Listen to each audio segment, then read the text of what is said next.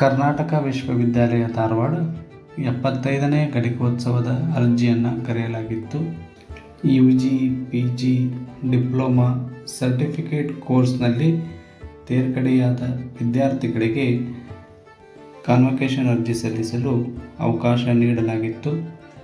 ದಂಡರಹಿತವಾಗಿ ಅರ್ಜಿ ಸಲ್ಲಿಸಲು ಕೊನೆಯ ದಿನಾಂಕ 19/5/2025 ಇತ್ತು.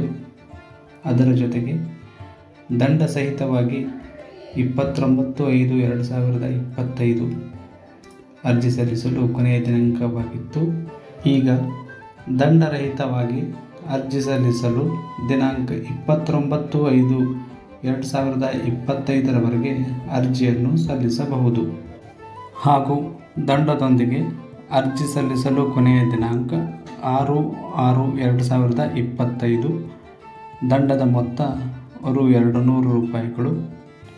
ದಿನಾಂಕ 31 ಮಾರ್ಚ್ 2025 ಒಳಗೆ ಪದವಿಯನ್ನು ಪೂರೈಸಿದ ಎಲ್ಲ ಅಭ್ಯರ್ಥಿಗಳು ಕಾನ್ವೊಕೇಷನ್ಗೆ ಅರ್ಜಿಯನ್ನು ಸಲ್ಲಿಸಬಹುದು.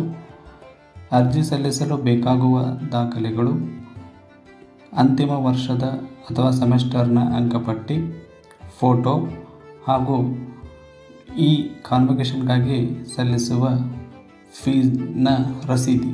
ಅರ್ಹ ಅಭ್ಯರ್ಥಿಗಳು ಕೊನೆಯ ದಿನದವರೆಗೆ ಕಾಯದೆ ಬೇಗನೆ ಅರ್ಜಿಯನ್ನು ಸಲ್ಲಿಸಿ. ಧನ್ಯವಾದ.